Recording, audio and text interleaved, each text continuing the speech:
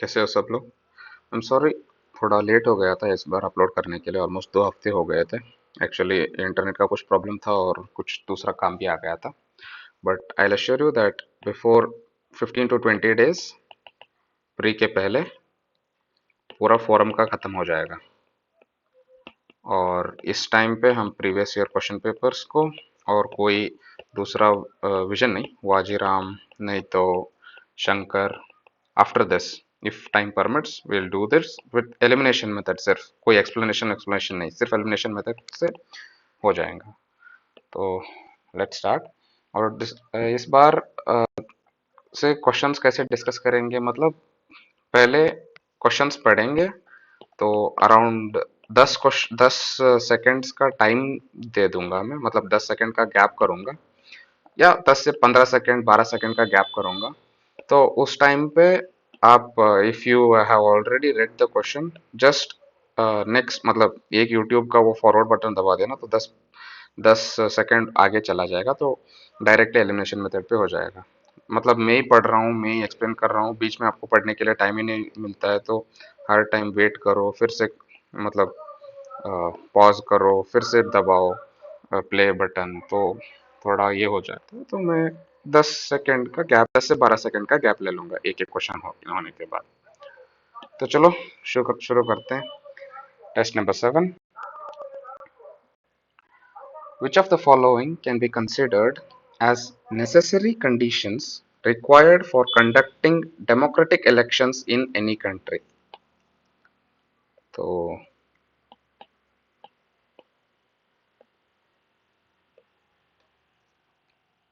पढ़ लो।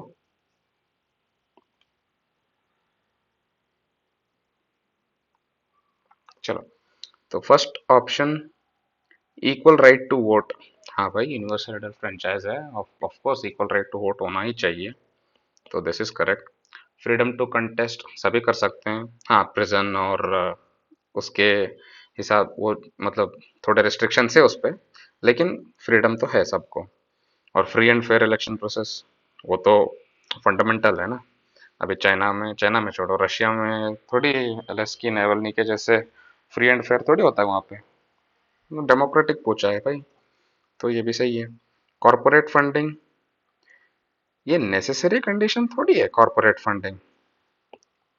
Corporate funding मतलब अभी वहाँ पे यूएस में वगैरह भी एमएनसीज वगैरह पैसे देते हैं, कॉरपोरेट फंड करते हैं। यहाँ पे भी अंबानी वगैरह they do that. So yeah this is not a necessary condition. और election should be held at regular interval, that नहीं तो मोनार्कियल टाइप का आ जाएगा, रिपब्लिक नहीं बन पाएगा। तो obviously 1 2 3 and 5, 1 2 3 and 5, option c is correct. Let's go to the question number 2। With reference to right to information, consider the following statements। तो RTI के बारे में पूछ रहा है, तो एक बार पढ़ लो।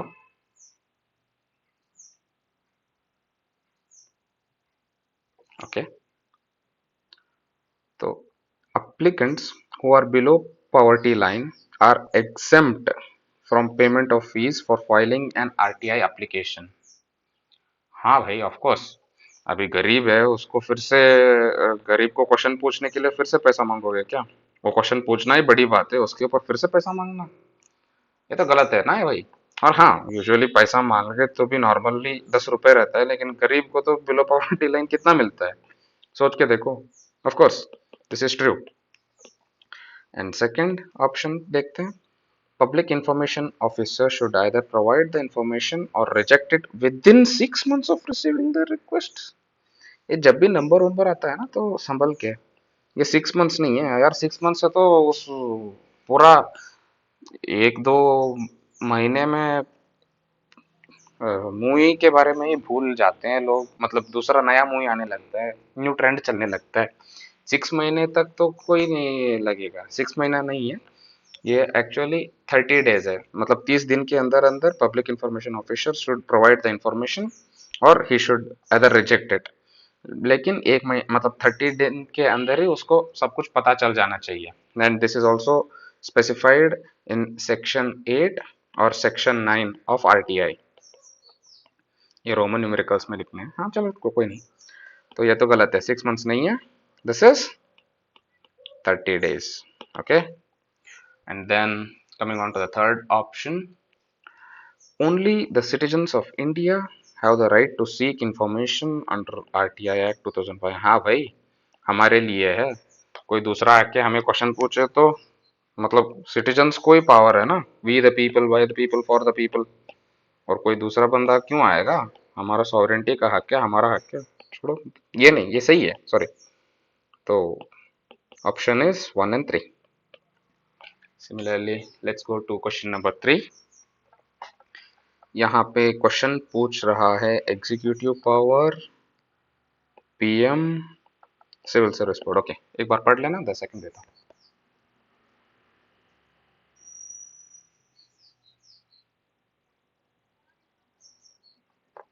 ओके चलो, तो if you see that first question, first option, the executive power of the union of India president के पास रहता है, प्राइम मिनिस्टर के पास नहीं। सिंपल क्वेश्चन है, इजी क्वेश्चन है, और गलत ऑप्शन है। तो पहला वाला गलत है, this is actually president. Executive हमें भी वही अपॉइंट करते हैं भाई। और coming on to the second option, the prime minister is the ex officio chairman of the civil service board. अरे नहीं, प्राइम मिनिस्टर नहीं, कैबिनेट सेक्रेटरी। कोई यंगेस्ट आईएएस ऑफिसर बन जाता है ना, और अच्छा अच्छा ही काम करने लगता है पूरे टेन्योर में, पूरे उसके लाइफ में, तो वो बनेगा cabinet secretary. is the ex officio chairman of the civil service board, it is not the pm। so both are wrong, it is neither one nor two। let's go to the fourth question। okay, fourth question I will, fourth question में 10 second देते हैं, पढ़ लेना।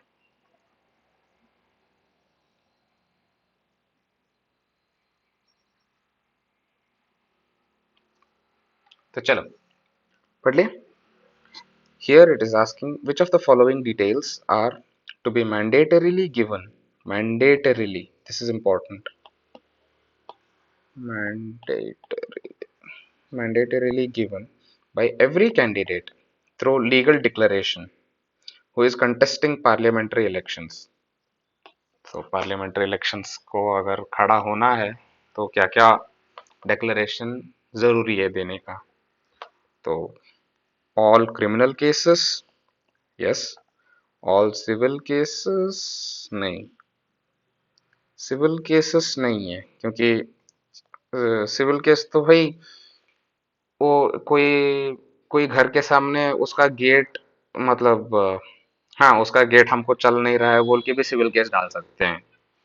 तो civil case का ये नहीं है, मतलब he does not need, I mean the contesting person does not need to file a civil case, it is not mandatory. But हाँ, criminal case has to be filed. किसी को मारा कुछ किया तो ऑब्वियसली करना ही पड़ेगा। तो पहला वाला गलत है, और ऑप्शन में अगर पहला वाला निकाल दिए तो आंसर हमें झटाझट मिल जाएगा 2 and 3। और what is it? Details of asset and liabilities, obviously बाद में करप्शन करने के बाद कितना बड़ा और कितना बढ़ गया उसका वगैरह देखना पड़ेगा ना। तो of course, and educational qualifications, हाँ भाई, वो पहले एक एक बार वो भी चाहिए ना, एजुकेशनल क्वालिफिकेशंस। एक 4-5 साल पहले, हाँ, चाहे कि पार्लियामेंट में बवाल नहीं हुआ था, लेकिन राजस्थान में वो पंचायत इशू को लेके बवाल हो गया था ना। तो मतलब आप बस रिलेट करना, if you don't know the questions, right, you just need to relate it, तो आंसर्स मिल जाएंगे। और तीसरा, details of past political affiliations. अरे पास्ट को लेके कोई भी ज्यादा पूछता नहीं है फिलहाल, मतलब उस टाइम का छोड़ के, उस टर्म का छोड़ के कोई, ये भी गलत है, आंसर सिर्फ 2 और 3 है। तो चलो let's go to question fifth. ये पूछ रहा है model code of conduct for elections in India. तो 10 सेकंड देता हूँ, पढ़ लेना।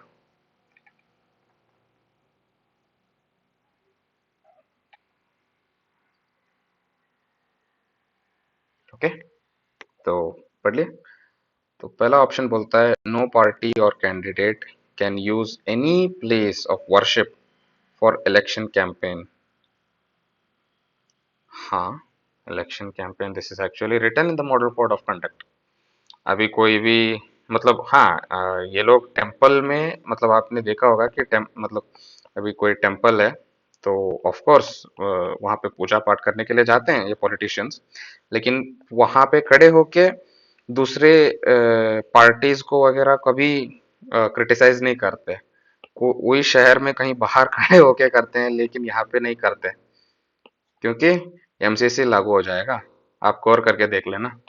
तो ऑफ कोर्स सॉरी, पहला वाला गलत सही है, मतलब गलत मतलब स्टेटमेंट जो रॉन्ग है, मतलब जो अरे जो नहीं करना है वो सही बता रहा है, तो पहला वाला ऑप्शन सही है, सॉरी।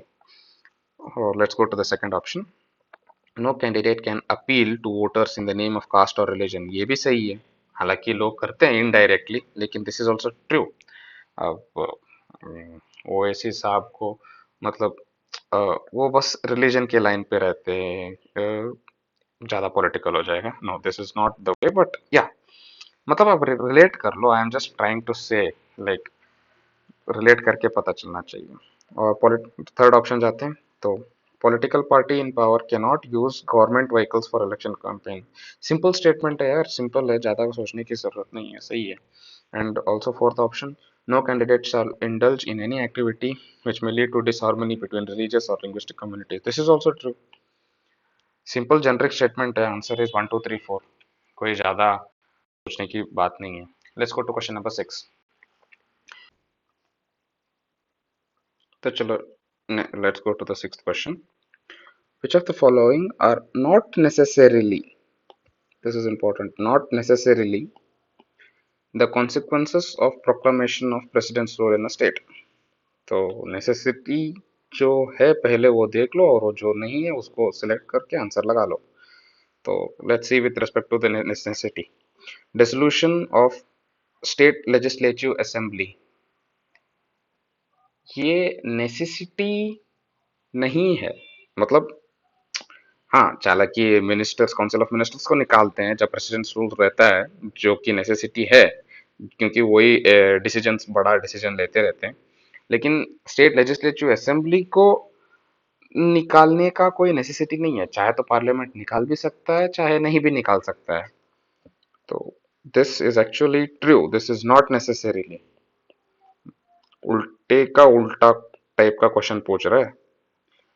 कॉन्सेप्ट पता था तो भी नेगेटिव का नेगेटिव, पॉजिटिव वैसे देख के चलना पड़ेगा इसमें। और let's go to the second option, removal of council of ministers in a state, ये तो सही है ना, दिस इज अ नेसेसिटी। ये तो डिसीजन मेकिंग बॉडी है ना काउंसिल ऑफ मिनिस्टर्स, और अगर प्रेसिडेंट्स रूल चल गया तो ऑफ कोर्स मतलब डिसीजन ले, दो लोग डिसीजन कैसे थोड़ी ना ले सकते हैं। तो ये तो नेसेसिटी है, और पूछा है नॉट नेसेसिटी, तो ये गलत हो जाएगा। और अगर दो गलत हो गया, हमें ऑप्शन आराम से मिल जाता है। Dissolution of local bodies is also not a necessity. तो let's go, simple question, let's go to the next question, that is question number 7। तो यहाँ पे पूछा है, consider the following statements with respect to the powers of election commission of India. First option, it is not answerable to the government for its actions. Of course it is not answerable, government भी तो एक party ही चलाता है, वो क्यों answer करेगा? No, it is not answerable. तो this is true. Second option, it has the power to punish any candidate for violation of model code of conduct. This is also true. It actually has that power. So let's go to question number option number 3. It takes decisions on every aspect of conduct of elections in India. हाँ, of course election commission ही तो लेता है, इसलिए तो that is at such an esteemed position. तो this is also true. हमें ना एक नेगेटिव मिलना चाहिए एलिमिनेशन मेथड पे, जब सारे के सारे सही होते हैं ना, और वो भी इतने लंबे लंबे स्टेटमेंट देके, तो एक्चुअली उस क्वेश्चन को ना टाइम ज्यादा लेने लगता है। मतलब हाँ चलो कोई नहीं, let's go to the fourth option. Both the government and the election commission simultaneously supervise and control officers working on election duty. क्यों भाई, गवर्नमेंट को क्यों लेके आ रहे हो? गवर्नमेंट को लेके आए तो पॉलिटिकल पार्टी को इनडायरेक्टली लेके आ जाओगे ना. निकालो, ये तो गलत है. यहाँ पे फोर्थ को मिल रहा है. एक काम करेंगे, अब से पीछे से देखते जाएंगे, नीचे से. हाँ, ये सही रहेगा. Option 1, 2 and 3 are the correct option. चलो let's go to question number 8. Consider the following statements.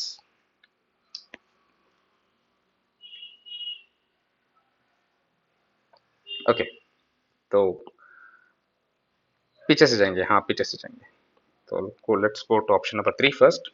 Members of armed forces can vote both through postal voting as well as proxy voting. हाँ, ये सही है.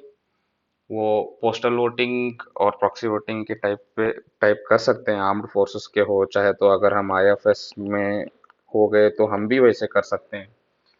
तो दिस इज ट्रू. 3 सही है. Let's go to option number 2. Proxy voting is a facility through which a registered elector can delegate his or her voting power to a representative. This is also true. Proxy voting मतलब अभी armed force का ही example देख लो. सोचो कि अभी वो border पे है. ओके, अभी वो बंदा बॉर्डर पे है और चिट्ठी भेजना वगैरह उसको समझ में नहीं आ रहा है. वो कॉल में बता देता है. तो अगर उसकी बीबी है तो वो उसके हिसाब से वो वोट कर देगी. वैसे भी होता है. This is what proxy voting means. Postal voting मतलब वो पोस्ट डालता है वैसे. पोस्टल वोटिंग तो नाम से ही पता चलेगा. Both of these are true. 3 and 2. अरे यार, एलिमिनेशन नहीं हो पा. चलो let's go to first option. Postal voting is the facility through which voters can cast vote by sending ballot paper to the election officer. This is also true.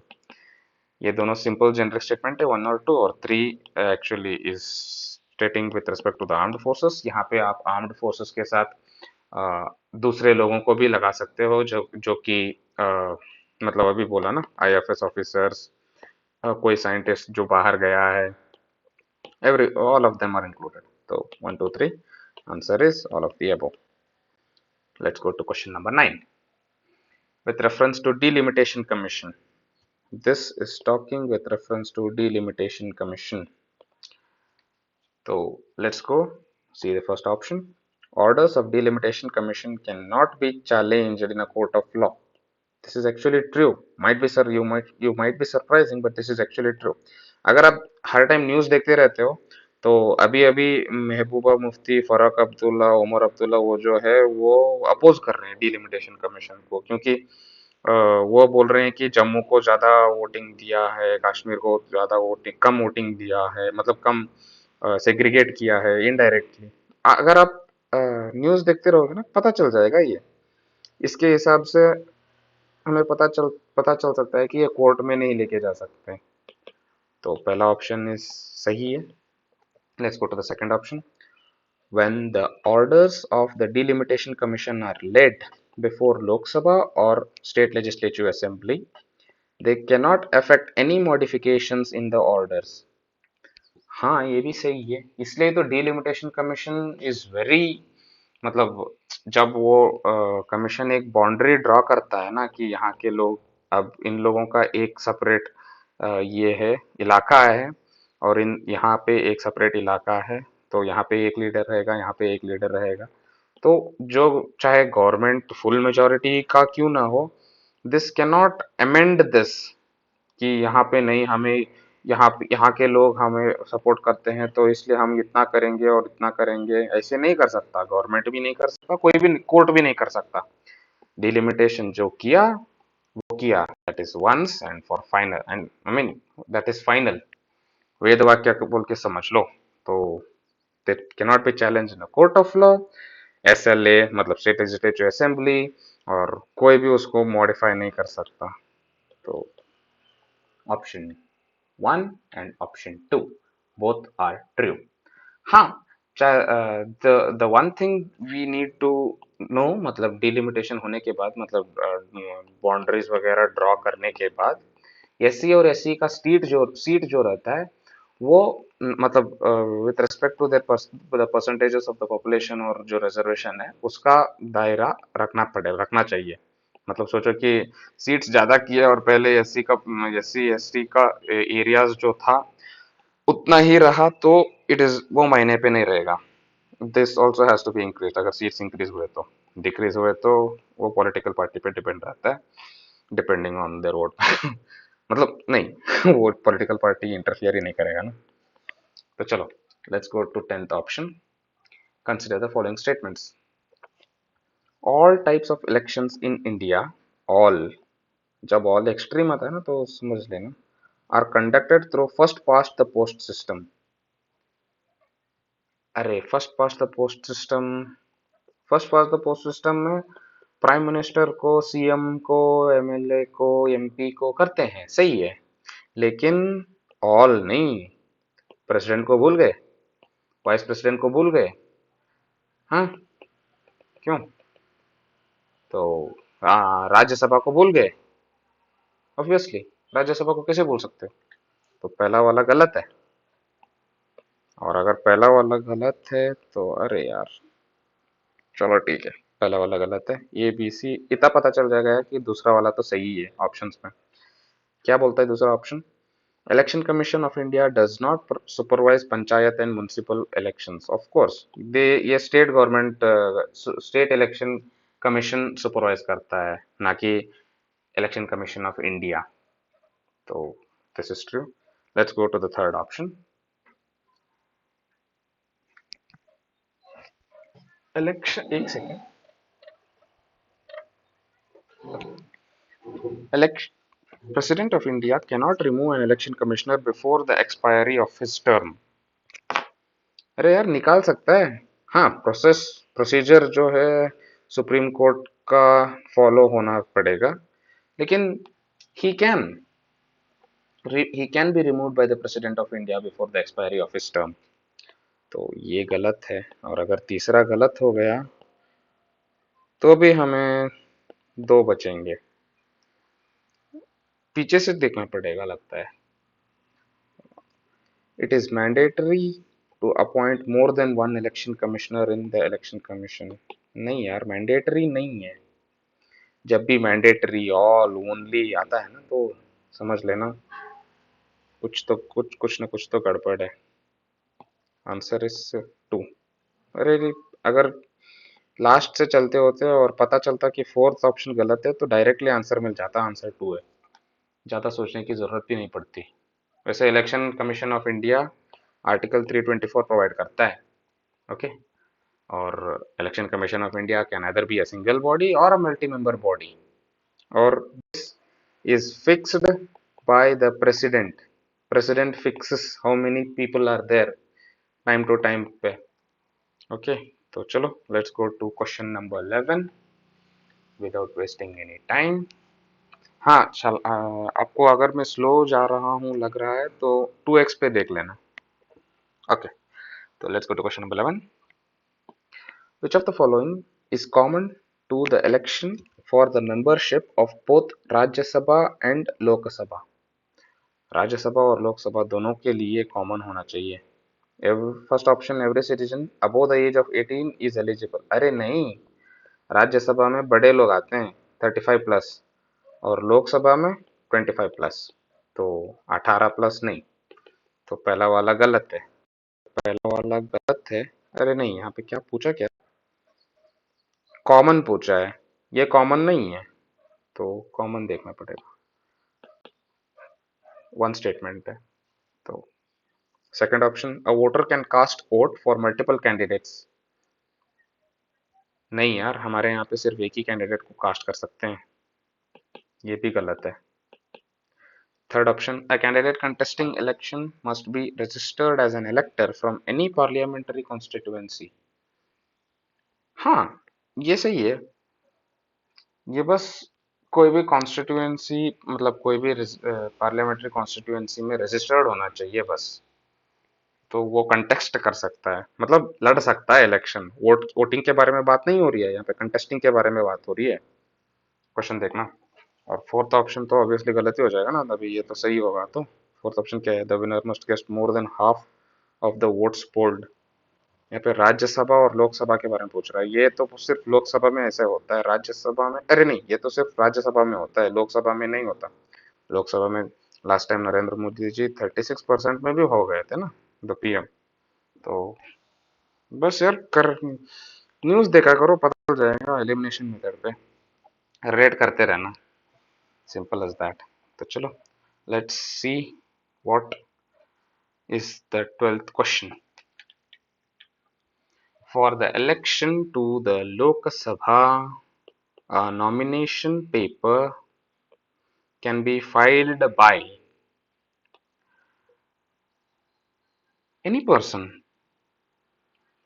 मतलब कोई भी कर सकता है, anyone residing in India, of course, a resident of a constitu अरे नहीं, anyone residing in India, non citizen भी residing नहीं कर सकता ना, नॉन सिटीजन थोड़ी कर सकता है, नहीं। A resident of a constituency from which the election is to be contested, अभी का बस वो कंटेस्टिंग मतलब इलेक्शन, मतलब कोई भी कॉन्स्टिट्यूएंसी का हो, वो कहाँ पे भी लड़ सकता है। और ये अपोजिट बता रहा है सेकंड ऑप्शन, ये भी गलत है। Third option, any citizen of India whose name appears in the electoral roll of a constituency, हाँ ये सही है। Any citizen of India is the fourth option, वो जो कि गलत है, क्योंकि अगर 17 साल का लड़का है या 15 साल की लड़की है तो भी नहीं हो पाएगा। तो मतलब ये भी लगा लो, जेंडर इक्वालिटी, 17 साल का लड़का या लड़की नहीं कर सकता। और अगर 18 हो गया पंचायत में जा सकता है, 25 हो गया लोकसभा में, और 35 राज्यसभा में। ऑलराइट, चलो let's go to question number 13। What does it say with respect to constitutional amendments? तो the president cannot send back an amendment bill for reconsideration of a parliament, सही है। कॉन्स्टिट्यूशनल अमेंडमेंट जो रहता है वो बहुत बहुत वेटेज करता है, तो एक दो हाउस के पास जब होके आता है प्रेसिडेंट के पास, वो वापस नहीं भेज सकता, उसके पास बहुत वेटेज रहता है। सोचो कि प्रेसिडेंट मतलब प्रेसिडेंट के पास वो पावर नहीं है, तो ये सही है। अरे लास्ट से जाएंगे, हम हर टाइम एलिमिनेशन में चूक जाते हैं, तो लास्ट से जाएंगे। Parliament can amend any feature of the constitution. Any feature, basic feature क्यों नहीं? बेसिक फीचर को नहीं कर सकता ना, तो चौथा निकालो, हमें आंसर झट से मिल जाएगा। चौथा निकालो और पहला सही है तो मिल गया आंसर 1 और 3। और थर्ड ऑप्शन क्या है? The judiciary can not initiate the process of constitutional amendment, ये भी सही है, एमपी ही कर सकते हैं वो जो करना है। और सेकंड ऑप्शन गलत है, जो कि elected members of parliament alone have the power to amend, नहीं भाई, नॉमिनेटेड मेंबर्स भी कर सकते हैं, nominated members can also have the power to amend the constitution. तो option is 1 and 3। Let's go to question number 14। What does it say? Which of the following is a special feature that distinguishes a pressure group from a political party? यहाँ पे pressure group versus political party. अब question पढ़ने से पहले pressure group को NGO नहीं तो news ऐसे लगा लो, और पॉलिटिकल पार्टी कांग्रेस। ओके, तो चलो let's see. First option, parties take political stances, हाँ। while pressure groups do not bother about political issues, political issues में अगर करप्शन चल रहा है तो why will they not bother, और अगर डिलिमिटेशन चल रहा है तो will they not bother। हाँ, इन दोनों को लगा लो ना, आंसर मिल जाएगा। पहला वाला गलत है सरासर। Even pressure groups also deal with bother with respect to both political issues as well as political stances। और दूसरा ऑप्शन देखते हैं, pressure groups, okay, are always confined to a few people. Few people लगता है news वाला। लगा लो, गलत option यहीं पे पता चल जाता है। और थर्ड ऑप्शन देखते हैं, pressure groups. These pressure groups, फिर से प्रेशर ग्रुप्स के बारे में बात हो रहा है। Do not seek to get into power. Of course news को पावर में थोड़ी जाना है, एनजीओ को पावर में थोड़ी जाना है। All political parties do, this is true. और fourth option, pressure groups do not seek to mobilize people while political parties do। of course ये भी सही है, क्योंकि पॉलिटिकल पार्टीज रैली वगैरह करवाती हैं। प्रेशर ग्रुप्स न्यूज़ तो मोबिलाइज नहीं करता है ना पीपल को। लेकिन अरे एनजीओ मोबिलाइज थोड़ी करता है, न्यूज़ मोबिलाइज नहीं करता है यार। न्यूज़ कहाँ पे मोबिलाइज करता है? आई एम सॉरी, मेरी गलती हो गई है। Pressure groups do not seek to mobilise the people. News कहाँ पे मोबिलाइज करता है यार? न्यूज वगैरह तो बस बताता है। हाँ, चाहे तो लेफ्ट विंग राइट विंग बोल के अभी हो गया है, लेकिन एक्चुअल न्यूज का जो काम है, what the fourth pillar of our democracy का जो काम है, इट इज जस्ट टू, मतलब सिर्फ प्रेशर डालना है, ना कि मोबिलाइज करना है पीपल को। ये एक्चुअली गलत है। Option for 14th is C. तो चलो let's go to 15th question. Consider the following statements. Election commission of India is a 5 member body. अरे भाई 5 मेंबर बॉडी कहाँ पे? गलत है। Election commission of India president जब चाहे तब बदल सकता है। तो अगर पहला वाला गलत हुआ, एक सेकंड, लास्ट से जाते हैं। Election commission resolves the, option third one, election commission resolves the disputes relating to splits and mergers of recognized political parties। Obviously election commission के पास वो राइट भी है और वो सही है। Let's go to option number 2। Union ministry of home affairs decides the election schedule for the conduct of both general and by elections। फिर से, अरे union ministry of home affairs भी तो मतलब गवर्नमेंट के बारे में बता रहा है। गवर्नमेंट कहाँ पे? एक पॉलिटिकल पार्टी है, वो उसको लेवरेज मिल जाएगा ना। गलत है। आंसर है सिर्फ 3, क्वेश्चन नंबर 15 का। तो चलो, coming on to the 16th question, what is the task? A political party may be recognized as a national party by the ECI if, अब ओवरऑल ना, ये तो कॉन्सेप्चुअल सवाल है। A political party will be a national party if there are two conditions, okay? First condition क्या है कि वो 6% votes in 4 or more states, 4+ states in Lok Sabha elections, और इसके साथ एटलीस्ट 4 लोकसभा के सीट्स ये होना चाहिए, और 2% of the seats in Lok Sabha. Okay, और ये भी 2% ऑफ द सीट्स कितना?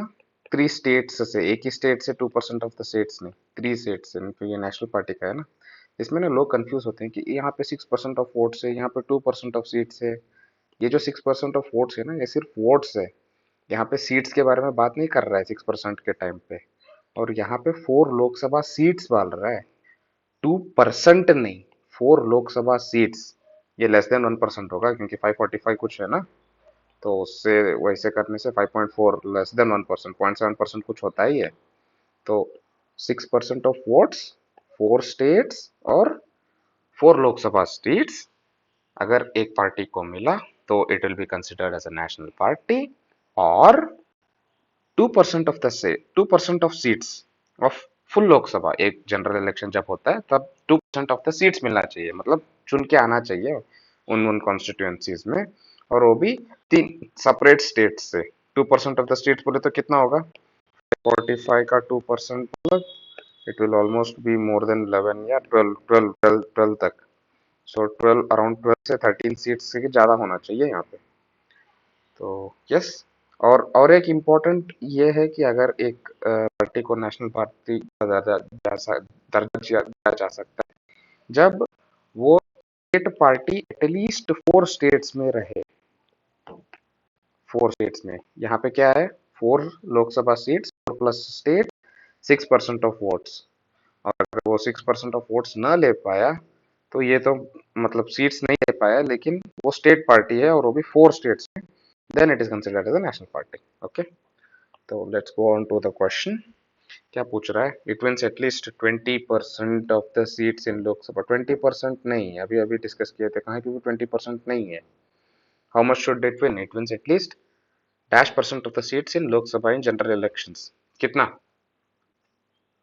6%? नहीं नहीं नहीं, 6% ऑफ वोट्स पोल्ड। और सीट्स के लिए कितना था? कमेंट करके बताओगे? पहली बार पूछ रहा हूँ। नहीं छोड़ो, अभी अभी सुने हो ना। इट इज नथिंग बट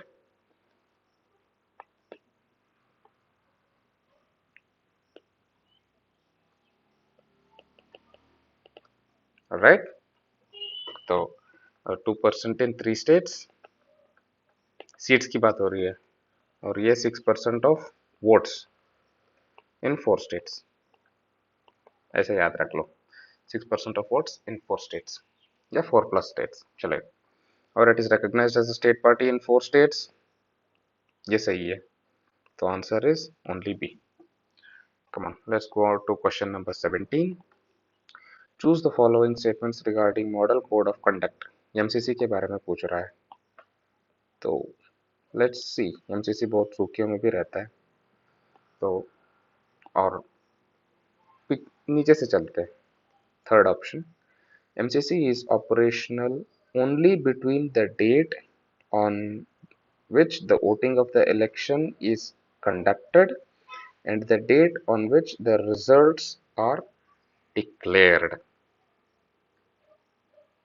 ये गलत है, क्योंकि वो जब इलेक्शन का शेड्यूल अनाउंस होता है ना, तभी से मॉडल कोड ऑफ कंडक्ट चालू होने लगता है, ना कि the date on which the voting is elected. एक सेकेंड, सब निकालता हूँ एक्सप्लेन करने के लिए। कि सोचो कि इलेक्शन कमीशन ऑफ इंडिया ने शेड्यूल बता दिया, यहाँ पे आप वोटर्स मतलब कॉन्टेस्ट करने के लिए लिस्ट बनाओ, यहाँ पे आप प्रचार कर सकते हो, थोड़ा टाइम फ्रेम होने के बाद इस दिन वोटिंग डे है, और फिर बाद में तो जन रिजल्ट आएगा। तो जिस दिन से ये क्या बोल रहा है, वोटिंग इज कंडक्टेड, यहाँ से वगैरह नहीं, जिस दिन ये शेड्यूल बोलेगा ना इलेक्शन कमीशन ऑफ इंडिया, उसी दिन से चालू हो जाएगा model code of conduct. Right, तो ये गलत है, और यहाँ पे ओनली भी आ गया है तो गलती है, और यहाँ पे पूछा भी गलत है, तो ऑप्शन 3 होना चाहिए। और अगर आंसर 3 होना चाहिए तो 2 भी गलती है। 2 भी देख लेते हैं क्या है। MCC is legally binding on all political parties contesting elections.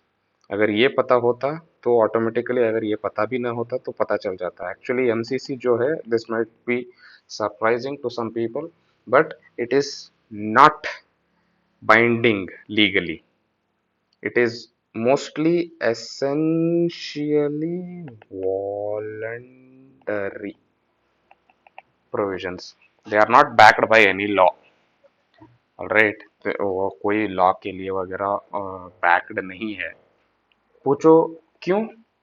क्योंकि अगर लॉ के लिए बैक्ड है आपको, तो हमें तो पता है ना हमारा जुडिशियरी सिस्टम कितना फास्ट है। सोचो कुछ धांधलेबाजी हो गई इलेक्शन के टाइम पे, और वो गए जज के पास गए तो जज लेगा तारीख पे तारीख, तारीख पे तारीख, इलेक्शन कब कंडक्ट करोगे भाई, है कि नहीं? तो ये गलत है। Alright, MCC is legally binding on all political parties is not, it is essentially voluntary. लेकिन लेकिन इलेक्शन कमीशन ऑफ इंडिया जो है, ही it literally has the authority to punish the individuals if they violate MCC। Right, ये first time 1991 में conduct किए थे MCC को ऑल ओवर इंडिया। राइट, तो लेट्स सी व्हाट्स द, ये भी गलत है, ये भी गलत है। लेट्स सी द मतलब let's see the first option. The origin of MCC lie in the assembly elections of Kerala in 1960. This is actually true. ये फैक्ट है और ये हमें पता नहीं था तो हम मतलब कुछ बोल नहीं सकते, लेकिन this is a fact and it is true. The origins lie in assembly elections of Kerala in 1962 and subsequently फिर से लोकसभा इलेक्शन फिर से लोकसभा इलेक्शन ऑफ 1962 में भी क्लियर किए. केरला का 1960 में उपयोग किया था उसका, और पूरा एमसीसी 1991 में ईसीआई ही यूज कर लिया था. राइट, तो लीगली बाइंडिंग का भी पता चल गया ना. और हाँ, वैसे अभी जस्ट बोला ना कि इलेक्शन कमीशन ऑफ इंडिया के पास कोई डिस्प्यूट आ गया तो हम जजेस के पास नहीं जाएंगे, क्योंकि मतलब एमसीसी तोड़ने पे वगैरह कुछ कोई भी इलेक्शन का डिस्प्यूट आ गया तो जजेस के पास क्यों नहीं जाते, क्योंकि तारीख पे तारीख पे तारीख तारीख तारीख पे. तो फिर किसके पास जाते हैं? Election commission of India special tribunal बनाएगा उस ट्राइब्यूनल का स्पीडी रिकवल के लिए. ऑलराइट, स्पेशल ट्राइब्यूनल के पास जाते हैं, ना कि जजेस के पास. मतलब स्पेशल ट्राइब्यूनल में भी जजेस ही होंगे, लेकिन जल्दबाजी में करेंगे सब कुछ. चलो, let's go to the next question. 18th question क्या बोलता है? Under the Scheduled Tribes and Other Traditional Forest Dwellers Recognition of Forest Rights Act 2006, who shall be the authority to initiate the process of determining the nature and extent of individual or community forest or both? अगर governor दिए रहते तो governor का टिक कर लेते हैं, लेकिन governor नहीं दिया है और यहाँ पे scheduled tribes, other forest traditional मतलब ट्रेडिशनल फॉरेस्ट ड्वेलर्स के बारे में बात हो रही है, तो यूजुअली ये कहाँ पे, यहाँ पे पाए जाते हैं ना. तो विलेज में क्या होता है? आंसर क्या है? चलो, आंसर इज ग्राम सभा. Let's go to question number 19. Which of the following provisions are mentioned in the Representation of People Act 1950? RPA 1950. आपको ना एक बात सुनाना चाहता हूँ. ये जब भी RPA 1950 आता है, एक सेकेंड इसी पन्नी से लिख लेता हूँ. RPA 1950 आता है तो याद रखना कि RPA 1951 भी है. Alright, this might be confusing to a lot of people. मुझे भी बहुत कंफ्यूज होता था ये. तो RPA 1950 क्या बोलता है? What does it say? It states that House of People, state legislature assemblies, House of People के allocation of seats और फिर डिलिमिटेशन के बारे में बात करता है RPA 1950. और इलेक्शन के ऑफिसर्स के बारे में बात करता है. इलेक्टोरल रोल्स कैसे प्रिपेयर करते हैं उसके बारे में बात करता है. और फिर barring of judicial civil courts, ये जो जुडिशियल सिविल कोर्ट्स रहते हैं ना, उसको भी बार करता है. क्यों? अभी अभी देखा था ना, तारीख तारीख तारीख तारीख, क्रिमिनल हो सिविल हो दोनों को बार करता है. ये सब 1950 करता है. फिर 1951 क्या करता है ये बताता है. 1951 हम यूजुअली ज़्यादा पढ़ते हैं. 1951 क्या करता है वो बताता है. क्वालिफिकेशंस क्या होते हैं, डिस्क्वालिफिकेशंस क्या होते हैं अगर किसी बंदे को एमपी बनना है या एमएलए बनना है, मतलब membership of parliament of state legislature. और फिर नोटिफिकेशन निकालता है जनरल इलेक्शंस का. और फिर administrative machinery, conduct of elections, free supply of certain materials to recognised political parties. फिर डिस्प्यूट्स रिगार्डिंग इलेक्शंस वो भी आरपीए 1951 ही बताता है. Corrupt practices, powers of election commission, by elections, time to time मतलब बाय इलेक्शंस के बारे में सभी जो भी मॉडर्न कॉन्सेप्ट है ना वो आरपीए 1951. और जो थोड़ा मिनिमम रिक्वायरमेंट चाहिए एक इलेक्शन कंडक्ट करने के लिए, जैसे कि डिलिमिटेशन हो, प्रिपरेशन ऑफ इलेक्टोरल रोल्स हो, आरपीए 1950 मतलब कोई एलोकेशन ऑफ सीट्स हो in the house, they are all RPA 1950. इसके बाद ही तो ये थोड़ा कम पड़ा, इसलिए हम आरपीए 1951 लेके आ रहे हैं बोल के बोलते हैं ना. तो चलो, कॉन्सेप्ट हो गया. एक्चुअली कॉन्सेप्ट डिस्कस करने के लिए टाइम बहुत जा रहा है. आफ्टर पॉलिटी में थोड़ा ज़्यादा कॉन्सेप्ट्स रहते हैं, लेकिन वंस पॉलिटी का अगर हो गया तो गाड़ी तेज चलेंगे. चलो सो क्वेश्चंस पे, ऑप्शंस पे चलते हैं। Allocation of seats in the house of people, अभी अभी क्या देखा था, allocation of seats in the house of people starting करने के लिए ना, करने के लिए यूज होता है, मतलब मिनिमम बेसिक रिक्वायरमेंट इलेक्शन के लिए, तो 1950 में आ सकता है। और फिर क्वालिफिकेशंस एंड डिस्क्वालिफिकेशंस ऑफ मेंबर्स ये कौन बताता है? 1951 अभी अभी देखे थे ना, क्वालिफिकेशन डिस्क्वालिफिकेशन वगैरह, तो दो नहीं आएगा। और अगर दो आया नहीं तो फटाफट आंसर आ जाएगा 1, 3 एंड 5। 3 क्या है? Preparation of electoral rolls for parliamentary and assembly constituencies, ये भी मिनिमम बे रिक्वायरमेंट होता ही है। 5 क्या है? Barring of the jurisdiction of civil courts, पढ़ा था ना अभी। और फिर presentation of election petition to high court, presentation of election petition to high court, अरे यार सिविल कोर्ट को ही बंद कर, इलेक्शन पिटिशन को हाई कोर्ट के पास नहीं लेके जाते। इलेक्शन पिटिशन को डायरेक्टली एक स्पेशल ट्रिब्यूनल के पास लेके जाते हैं, ये भी गलत है। ऑलराइट, तो लेट्स गो टू आंसर, क्या हुआ इसका? आंसर इसका हुआ B, 1, 3 and 5। Let's go to question number 20। Alright, क्या बोलता है, क्या पूछता है क्वेश्चन नंबर 20? सबसे पहले ध्यान दो इस पे, इनकरेक्ट पूछ रहा है, और with reference to electoral reforms in recent years, तो electoral reforms in recent years, तो चलो हम जाएंगे हमारे इससे, ऐसे ही जाएंगे। तो foreigners can contribute funds to the political parties by purchasing electoral bonds, सरासर गलत है। सिटीजन्स कर सकते हैं, फॉरेनर्स अगर करते बैठ गए तो फॉरेनर्स ही हमारे पॉलिटिकल पार्टीज को पैसे दिए तो वो उनका लॉबी इंटरेस्ट होने लग जाएगा ना, तो ये गलत है। अगर ये गलत है और इनकरेक्ट पूछ रहा है तो ये फिलहाल सही है और ये गलत है। ऑलराइट, और थर्ड ऑप्शन जाते हैं।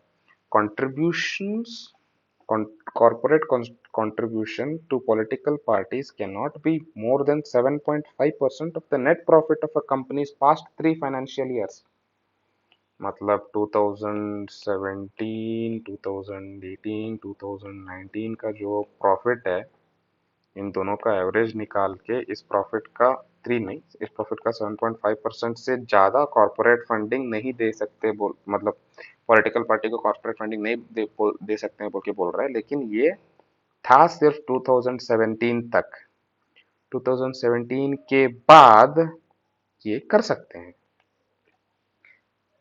अगर 7.5% से के बदले आपको अगर कोई पॉलिटिकल पार्टी पूछे कि 50% दो, देना पड़ेगा।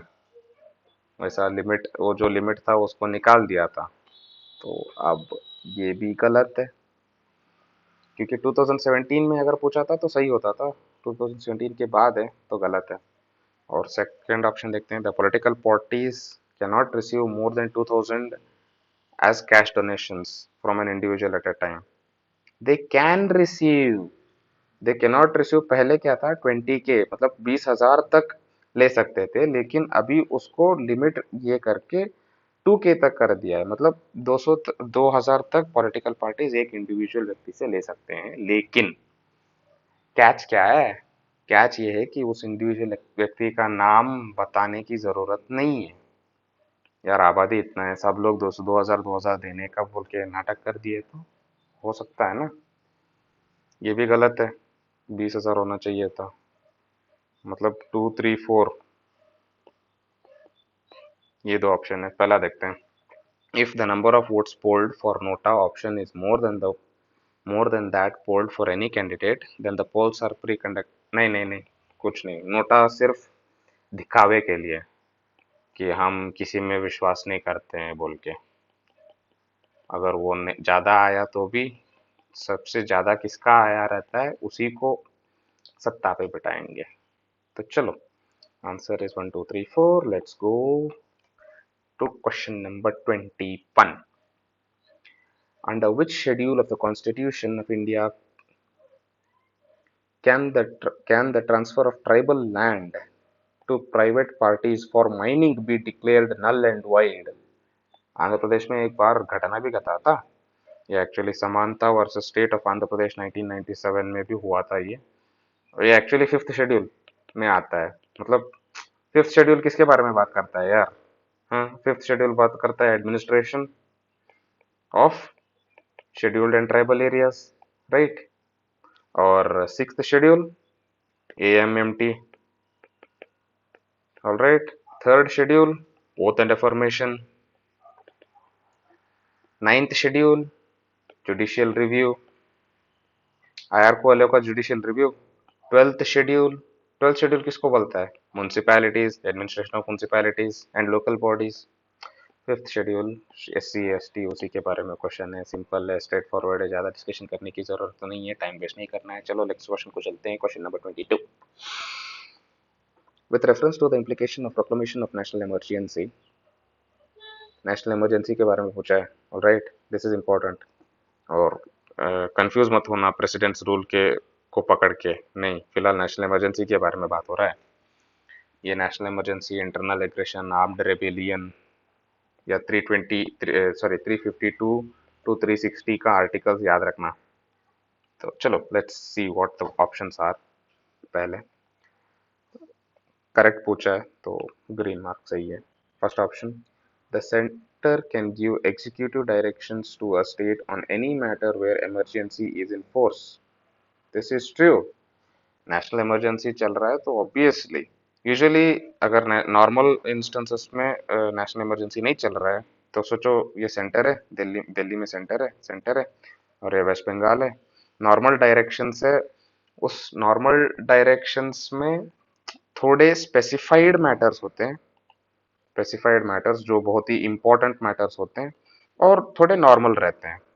तो इनको तो पालन करना ही है। इनको चाहे तो पालन न करे या करे, ज्यादा फर्क नहीं पड़ता। तो ज्यादा ये इसका पालन नहीं करता है वेस्ट बंगाल, तो लेकिन इसका पालन करना ही होता है।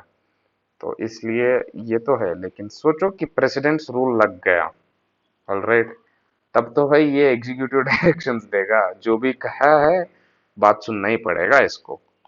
तो actually this is true, option one. And then let's go see option 2. The parliament can make laws on any subject mentioned in the state list. Yes, as the legislative power of the state legislature is suspended. अरे नहीं, legislative power of state legislature is not suspended. It can be suspended, वो दूसरी बात है। चाहे तो president को अगर मतलब ये कुछ सही नहीं है बोल के वो चाहे तो सस्पेंड कर सकते हैं, लेकिन ऑटोमेटिकली मतलब यही रीजन है एज, ये गलत है। तो सेकंड को निकालो, पहला सही है, सेकंड गलत है। ऑप्शन 3 भी देखते हैं। Suspension of normal distribution of legislative powers between centre and state extends only to a state where the emergency is in operation is गलत। अरे यार, क्या बता रहा है ये?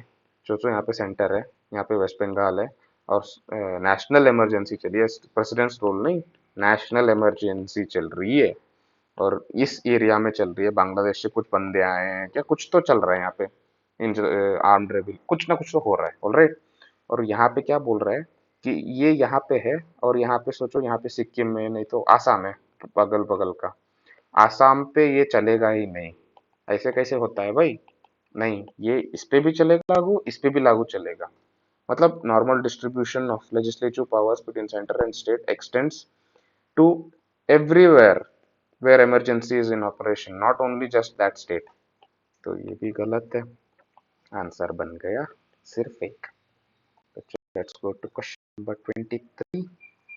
फटाफट फटाफट, ये मिनी कॉन्स्टिट्यूशन के बारे में बात कर रहे हैं। तो मतलब मिनी कॉन्स्टिट्यूशन के आगे के बारे में बात कर रहे हैं। तो फिर से यहाँ पे एक्सट्रीम स्टेटमेंट है, ऑलराइट, नॉट बोल के। तो विच of the following provisions was not introduced by the 44th constitutional amendment in the context of emergency, alright. तो 44th समझो कि 42nd इंदिरा गांधी, और फिर इमरजेंसी, और फिर मोरारजी देसाई जोल से चिढ़ते हैं। 44th decreasing the power of 42nd, alright, तो ये कॉन्सेप्ट है, ये याद रखना है और इसके ऊपर क्वेश्चन सॉल्व करते हैं. The term internal disturbance was replaced by armed rebellion in respect of national emergency. Obviously, this is true. The president can declare a national emergency only on the written recommendation of the cabinet. ये भी सही है. उस time पे तो internal मतलब मुंह बोली बात में ही नेशनल इमरजेंसी लगा दिया था, तो ये भी सही है. और फिर it provided that the fundamental rights guaranteed by Article 2021, right to life है, cannot be suspended during a national emergency. This is also true. It cannot be suspended यार. मार देंगे क्या किसी को भी? हाँ, अंदर रहो, घर के अंदर रहो, ऐसे वैसे बोल देंगे, ज़्यादा ये ना हुआ तो. ज़्यादा ये कुछ ये मत करना, लेकिन राइट टू लाइफ पूरा का पूरा सस्पेंड नहीं कर सकते, तब तो तानाशाही बन जाएगा. This is also true, this is also true, this is also true, and it is asking not. तो अच्छा होता देखते हैं. It added that the provisions of the proclamation of national emergency can be declared for a specified part of the territory of India. ये ना ये ना किस में है? 42nd में है. ये देखो ना यार, बस ऑप्शन देख लो क्या बता रहा है. सेंटर के पावर में बता रहा है, सेंटर के पावर में हम यहाँ पे भी कर सकते हैं, यहाँ पे भी कर सकते हैं, यहाँ पे भी कर सकते हैं. ये 42nd में दिया था, 44th में नहीं. तो आंसर मतलब ऑप्शन गलत है, लेकिन पूछा है नॉट, तो बनेगा आंसर 4. चलो, coming on to question number 24. Consider the following statements. ऊपर से जाए नीचे से जाए सब सेम ही लग रहा है यार, ऊपर से चलते हैं. द फर्स्ट ऑप्शन देखते हैं. Union territories are not represented in the state. ये क्या यार, दिल्ली को भूल गए क्या? पुडुचेरी को भूल गए क्या? दिल्ली, पुडुचेरी, अरे बड़ा वाला जम्मू एंड कश्मीर, उसको भी भूल गए क्या? जम्मू कश्मीर, लद्दाख, सब बेफुती बातें हैं. क्वेश्चन ऑप्शन 1 गलत है, ये भी गलत है. सेकंड ऑप्शन देखते हैं. It is within the purview of the chief election commissioner to adjudicate the election dispute. भाई, चीफ इलेक्शन कमिश्नर को ना बहुत सारे दूसरे काम होते हैं उसके, वो थोड़ी जज बन के बैठेगा. वो ना उस जो जो डिस्प्यूट होते हैं, अभी अभी हम पहले थोड़े क्वेश्चंस के पहले देखे थे, disputes special tribunal are constituted. Alright, इसमें लिख लेते हैं स्पेशल ट्रिब्यूनल्स आर कॉन्स्टिट्यूटेड, अगर डिस्प्यूट मिला तो. और ये स्पेशल ट्रिब्यूनल्स भी ना आर्टिकल 329 बी में है. This is constitutional, that is important. और दिस ये डिस्प्यूट जो है, इसको विद इन 6 मंथ्स, तारीख पे तारीख, तारीख पे तारीख, तारीख पे तारीख नहीं, विद इन 6 मंथ्स कंप्लीट करना है. तो बहुत आर रंग. चलते हैं थर्ड ऑप्शन के लिए. According to the constitution of India, the parliament consist of Lok Sabha and Rajya Sabha only. अरे यार, हमारे प्यारे प्रधानमंत्री, सॉरी राष्ट्रपति को भूल गए क्या? Prime minister. तो it is none. Let's go to question number 20. तो question number 25. Consider the following statements with respect to suspension of fundamental rights during national emergency. National emergency है, प्रेसिडेंट्स रूल नहीं. और नेशनल इमरजेंसी यहाँ पे article usually 359, 358 के बारे में बात हो रहा है. तो 358, 359 यहाँ पे ना एक्सटर्नल एग्रेशन, पाकिस्तान, पहले पाकिस्तान, और फिर इंटरनल मतलब आर्म्ड रेबेलियन, 359, ये नक्सल. अब इन लोगों को ना हम 2021 के बारे में राइट टू लाइफ ज़्यादा केयर नहीं करेंगे. अगर ये लोग आगे कुछ करेंगे तो इनको खुदा के पास पहुंचा देंगे. लेकिन अगर ये लोग कुछ कर रहे हैं तो यार हमारे ही सिटीजन से, विलेजर्स को अगर आप बताते रहते हैं, तो एकदम से 2021 नहीं निकालेंगे हम. ऑलराइट, चाहे तो दूसरे फंडामेंटल राइट्स को जैसे प्रेसिडेंट चाहे एक प्रेसिडेंशियल ऑर्डर से निकाल सकते हैं, लेकिन एकदम से नहीं. एकदम से 2021 सस्पेंडेड नहीं होते 359 में, लेकिन 358 में हो जाते हैं. तो चलो, यहाँ पे पूछ रहा है इनकरेक्ट. तो under article 359 of the Indian Constitution, the fundamental rights guaranteed are compulsorily suspended. कैसे compulsorily suspended यार, एक्सट्रीम स्टेटमेंट हो गया, गलत है. पूछा भी गलत ही है, मतलब सही है। 1, 2 और 3। और फिर सेकंड ऑप्शन, अनलाइक आर्टिकल 359, 358 के बारे में बात कर रहे हैं यहाँ पे, automatically suspend certain fundamental rights when the emergency is proclaimed. This is actually true. Article 358 automatically, मतलब अभी 19 क्लास 1 वगैरह ऑटोमेटिकली सस्पेंड हो जाते हैं। पाकिस्तान का ये याद रख लेना, सब चला जाएगा ना। अभी उनको राइट वगैरह देते बैठोगे तो हमारे सर पे आके बैठ जाएंगे वो लोग। तो ऑफ कोर्स ये जो 2020 मतलब अ, ये क्या है कि प्रेसिडेंशियल ऑर्डर निकालते हैं, प्रेसिडेंशियल ऑर्डर निकालते हैं और फंडामेंटल राइट्स की धज्जियां उड़ा देते हैं आर्टिकल 358 में। तो this is true.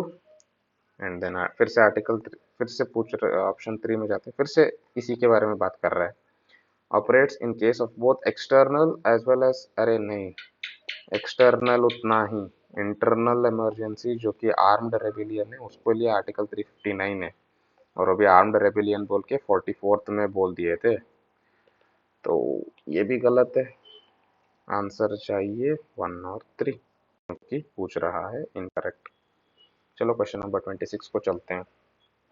With reference to provisions of president's rule, फिर से इस बार प्रेसिडेंट्स रूल पूछा है, नेशनल इमरजेंसी नहीं। तो देखते हैं क्या है। President's rule can be imposed whenever a state fails to comply with any direction given by the center.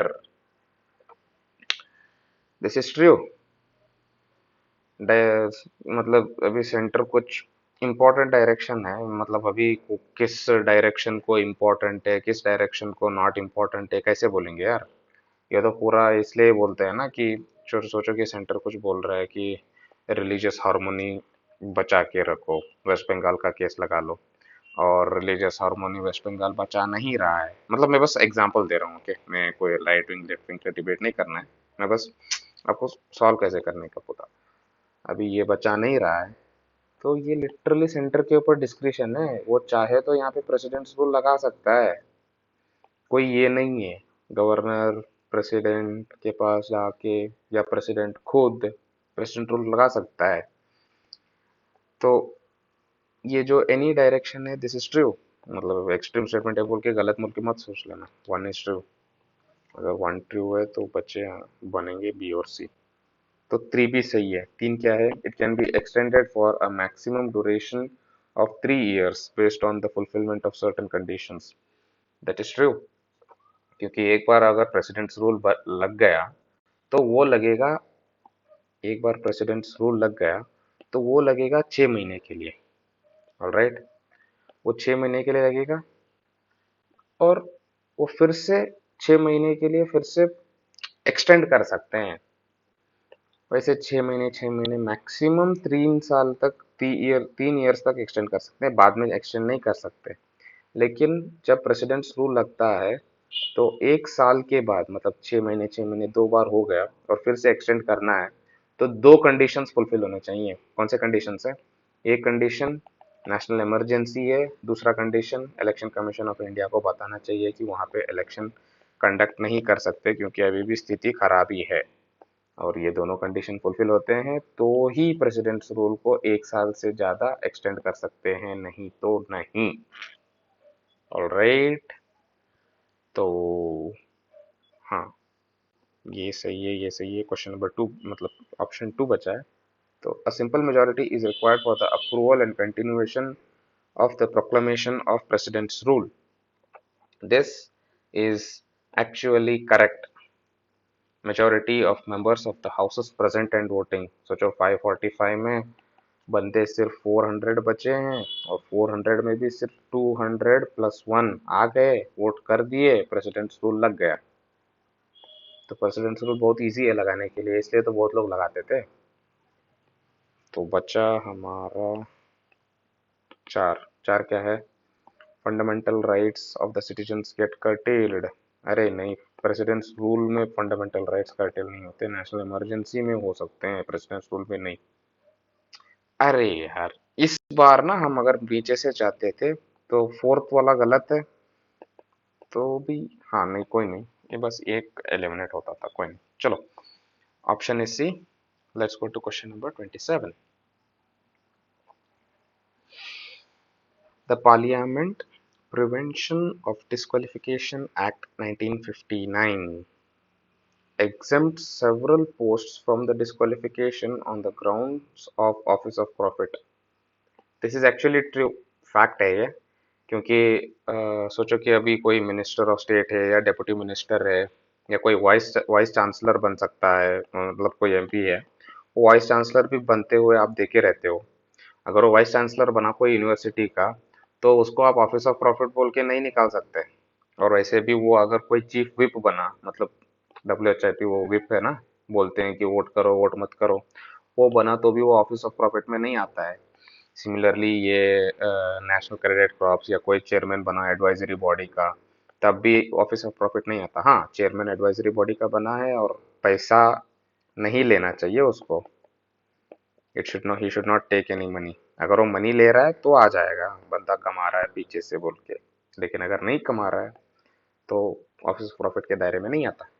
Right, and the above mentioned act was amended 5 times. This is also true, fact based है। 1960 में एक बार हुआ था, 92 में एक बार हुआ था, 93 में एक बार हुआ था, 2006, 2013, जहाँ जहाँ पे इलेक्शन के टाइम पे बहुत धांधलेबाजी दिखते हैं ना, यहाँ पे यहाँ पे यहाँ पे यहाँ पे यहाँ पे, तब तब हुआ था। बस उतना याद रख लो, पता चल जाएगा। मतलब 5 बार याद रखो, 5 फिंगर। और फिर से थर्ड ऑप्शन देखते हैं। The term office of profit is well defined in the constitution. अरे यार, सिंपल स्टेटमेंट है, कहीं पे भी डिफाइंड नहीं है ऑफिस ऑफ प्रॉफिट। तो 1 and 2 are the options. Let's go to question number 28, जो बात करता है फाइनेंशियल इमरजेंसी के बारे में, which can be imposed when financial stability of any part of the territory is threatened. Generic statement and is true. And second option जाते हैं, parliamentary approval is not required for the revocation of financial emergency is also true. Parliamentary approval की जरूरत नहीं है अगर एक इसको, मतलब क्या बोलते हैं, सोचो फाइनेंशियल इमरजेंसी लग गई है, ऑलराइट, और फाइनेंशियल इमरजेंसी थोड़े वक्त तक लगी है, इसको कोई स्पेसिफाइड टाइम नहीं है, ये कितने देर तक भी लग सकता है। जैसे कि अभी सोचे कि प्रेसिडेंट्स रूल 3 साल तक उतना ही लग सकता है, उसके ज़्यादा नहीं, और वो भी 1 ईयर का ड्यूरेशन कुछ आता है ना, कंडीशन। लेकिन यहाँ पे फाइनेंशियल इमरजेंसी में इनन्यूमरेबल कितना भी टाइम तक आप लगा सकते हो फाइनेंशियल इमरजेंसी। तो और फाइनेंशियल इमरजेंसी को रोकना, प्रेसिडेंट एक ऑर्डर बना दो, बता देता है, काम खत्म, फाइनेंशियल इमरजेंसी तभी बंद हो जाता है। तो ये है। तो parliamentary approval is not required is actually true. Parliamentary approval नहीं चाहिए। और फिर क्या है, once it comes into force, alright, the salaries and allowances of person serving in the union is automatically reduced. अरे नहीं, चाहे तो रिड्यूस कर सकते हैं, even supreme court high court के जजेस को सैलरी भी रिड्यूस कर सकते हैं, लेकिन ऑटोमेटिकली नहीं यार। देंगे हमको डिसीजन किस किस को, कौन से सेक्टर को ज़्यादा है। वैसे आएगा नहीं वैसे कोई सिचुएशन, लेकिन अगर वैसा था तो हम केस बाय केस बेसिस पे करेंगे। तो इनकरेक्ट पूछा है, आंसर इज जस्ट 3। ऑलराइट, तो और वैसे अभी जस्ट बोला ना मैंने कि फाइनेंशियल इमरजेंसी कब भी लगा सकता है। यहाँ पे प्रेसिडेंट्स रूल में हमें हर 6 महीने में, मतलब फिक्स 6 महीने में फिर से हमें वो वोटिंग करना रहता है सिंपल मेजोरिटी का। ऑलराइट, लेकिन फाइनेंशियल इमरजेंसी में ऐसे टाइम नहीं है, कोई रिपीटेशन नहीं है, जब चाहो तब तक, कितना टाइम चाहे उतना टाइम तक, पैसा कम है बोल के कुछ भी कर सकते हैं। मतलब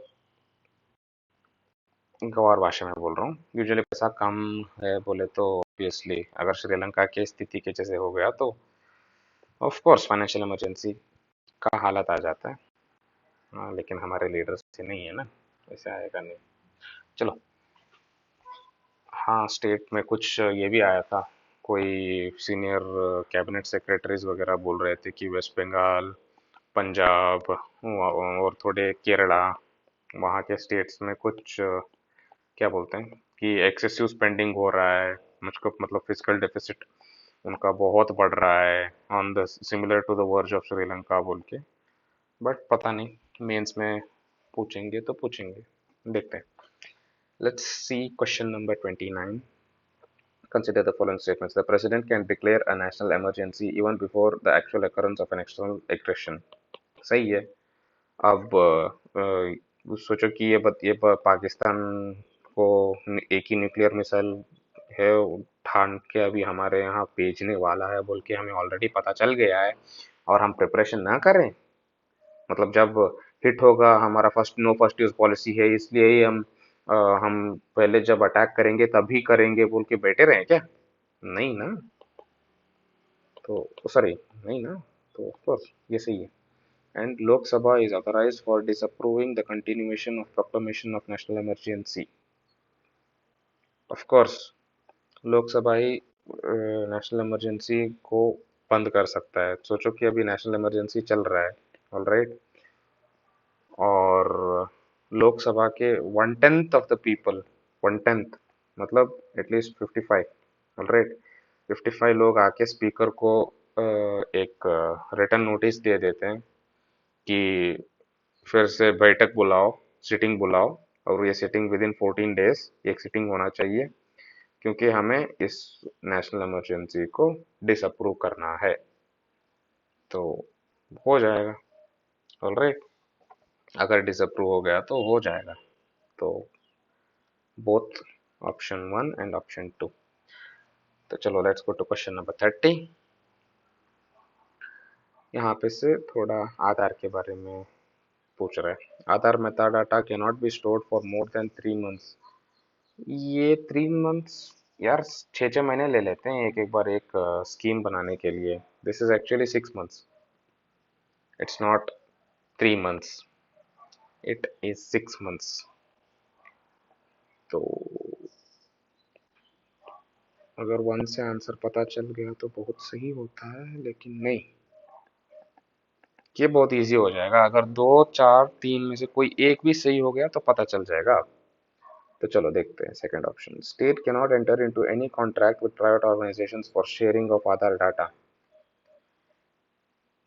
ये states can enter, all right, but the thing is, मतलब स्टेट्स जो है वो एंटर नहीं कर सकते हैं बोल के क्वेश्चन पूछा है।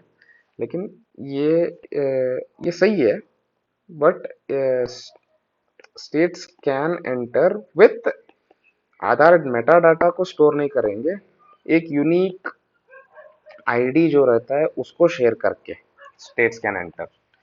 डायरेक्टली आधार डाटा को शेयर नहीं कर सकते कि हमारा फिंगरप्रिंट ये वो ये इसका ये यहाँ पे रहता है, डायरेक्टली नहीं देंगे वो।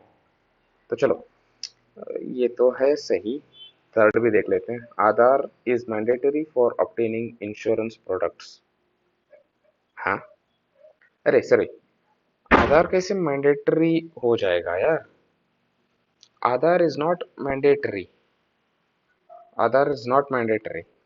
आधार, अगर कोई कंसोलिडेटेड फंड ऑफ इंडिया से बेनिफिट्स उठा रहे हैं तो ही आधार चाहिए, लेकिन इंश्योरेंस के लिए स्पेसिफिकली IRDAI जो इंश्योरेंस का रेगुलेटर है वो बोला है कि आपको आधार नेसेसरी करने की जरूरत नहीं है बोल के बोला है।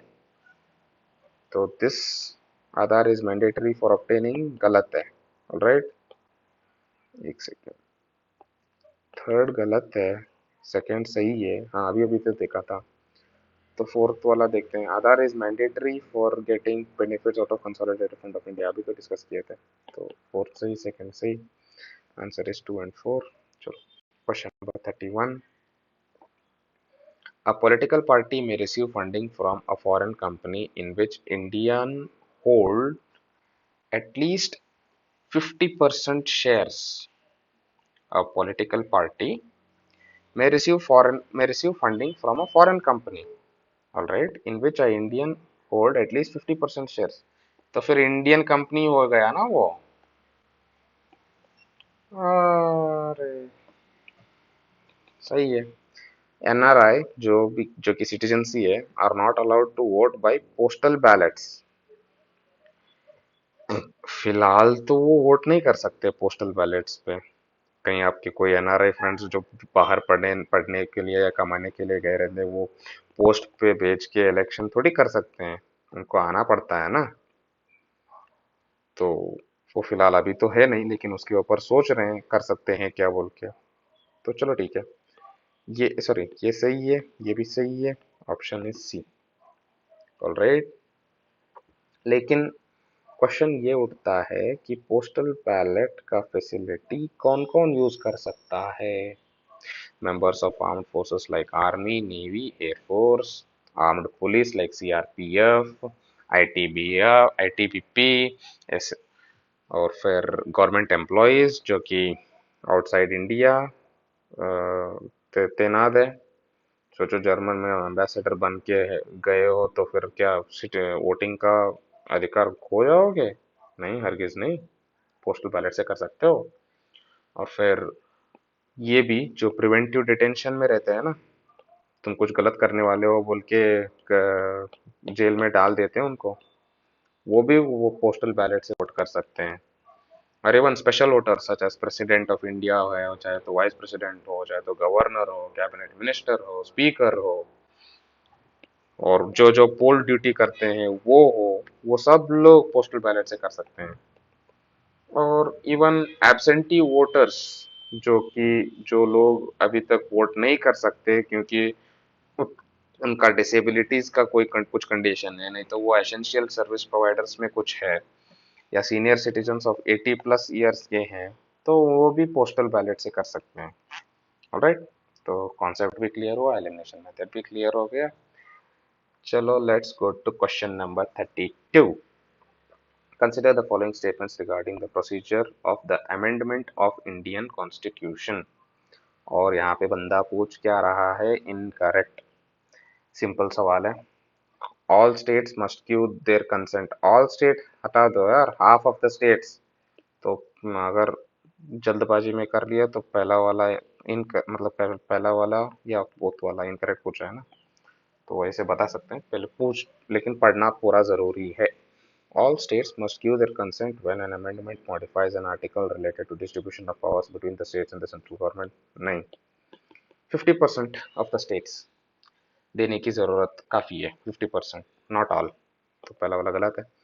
To amend the provisions under Article 368, both the houses must pass the amendment bill with simple majorities। Simple नहीं, अमेंडमेंट टफ रहता है। Special majority, special majority. और वो भी स्पेशल मेजोरिटी तीन टाइप के होते हैं। मतलब हाँ, वैसे तो प्रेसिडेंट का ये निकाले तो दो टाइप का होता है। ये एक होता है कि at least half of the total strength of the house, मतलब 545 है तो लिटरली 545 डिवाइडेड बाई 2, चाहे 400 लोग ही आए क्यों ना हो, इतना लेना है। और दूसरा होता है कि 2/3 of the people who are present and voting. सोचो कि 300 लोग हैं तो मिनिमम 200 तो आना ही चाहिए। और ये 200, 300 नहीं, ये हम सोचेंगे 400, और 400 इंटू 2/3 ऐसे करेंगे, क्योंकि this also has to be more than 545 divided by 2। तो ये दोनों अमेंडमेंट है। तो चलो, इनकरेक्ट तो दोनों दोनों के दोनों है। Option is C. Concept simple, explanation की जरूरत नहीं है। Let's go to question number 33। Along the budget, the finance minister also places other documents before the parliament which include the macroeconomic framework statement. Alright, the aforesaid document is presented because it is mandated by FRBM. Option D, provisions of FRBM। Actually क्या है कि जब भी ये FRBM act 2003 जब आया था ना, तो it actually mandates the central government FRBM mandates the central government to put in medium term fiscal policy statement, fiscal policy strategy framework, or macroeconomic uh, framework statement, or medium term framework expenditure statement. All right, तो ये actually macro economic framework statement जब आ गया तो directly हम FRBM के पास जाना है, मतलब बजट के साथ वही आता है। तो चलो let's see with respect to question number 34, actually 33 पे और एक थोड़ा डिस्कशन करना है। तो ये जो अगर ये मैक्रो इकोनॉमिक स्टेटमेंट के बारे में, तो दिस इज नथिंग बट अगर एक इकोनॉमी में असेसमेंट कि सेंट्रल गवर्नमेंट कैसा काम कर रहा है, प्राइस फ्लक्चुएशंस, इन्फ्लेशन कैसा चल रहा है, जीडीपी ग्रोथ रेट कैसा चल रहा है, बाहर से एक्सटर्नल सेक्टर्स कौन से हमें अफेक्ट हो रहे हैं, ऑयल, रशिया, यूक्रेन, सब सब आ जाएगा इसमें। ऑलराइट, तो चलो क्वेश्चन नंबर 34 पे जाते हैं। केशवानंद भारती केस 1973, जहाँ पे और एक बार फिर से कॉन्स्टिट्यूशन का बेसिक स्ट्रक्चर भी आ गया था। तो फर्स्ट ऑप्शन पे जाते हैं। The basic structure doctrine was given by the Supreme Court in relation to the amendment of the Constitution is actually true। क्योंकि यार कैसे अजीब व अजीब से पार्लियामेंट को, मतलब ऐसे पार्लियामेंट होना चाहिए, हमारे नेता पार्लियामेंट को ऐसे कुछ कर रहे थे, तो सुप्रीम कोर्ट ने ज्यादा नहीं, बेसिक स्ट्रक्चर ऐसा है ऐसा ही करो बोल के बोले। मतलब यार सिंपल है, ज्यादा एक्सप्लेनेशन की जरूरत नहीं है। Second option, Parliament's power to abridge or take away any of the fundamental right was acknowledged by the Supreme Court। Yes, मतलब फंडामेंटल राइट को चाहे तो निकाल सकते हो यार, बेसिक स्ट्रक्चर को नहीं। बेसिक स्ट्रक्चर को ज्यादा वो तवज्जो दिया है, फंडामेंटल राइट को नहीं, ऐसे रखो। ओके, तो ये भी सही है। और थर्ड ऑप्शन देखते हैं। The Supreme Court held that Indian Constitution is founded on the bedrock of the balance between fundamental rights and directive principles of state policy। ये थोड़ी देर बाद होता है यार, क्वेश्चन है कंफ्यूजिंग जरूर, लेकिन ये जो डायरेक्टिव प्रिंसिपल्स, पहले फंडामेंटल राइट्स बढ़ा है और फिर डीपीएसपी बढ़ा है फंडामेंटल राइट्स से, ये विवाद चलते चलते चलते ना बाद में फंडामेंटल राइट, डीपीएसपी दोनों के दोनों एक दूसरे के साथ कोएग्जिस्ट होते हैं बोल के मिनर्वा मिल्स 1980 में बोलते हैं। चलो let's go to question number 35। Consider the following statements with reference to the amendment of the constitution. फिर से amendment. A bill for the amendment of the constitution can be introduced either by a minister or by a private member। Of course, कोई भी कैसे भी introduce कर सकता है, कोई रुकावट नहीं है। Second option, prior recommendation of president is a must. क्यों यार, प्रेसिडेंट को क्यों? Prior recommendation is not a must with when it is with respect to amendment. Money bill जब है तब prior recommendation is a must, लेकिन ये नहीं है, मतलब अमेंडमेंट के लिए नहीं है। ऑप्शन सिर्फ ये है।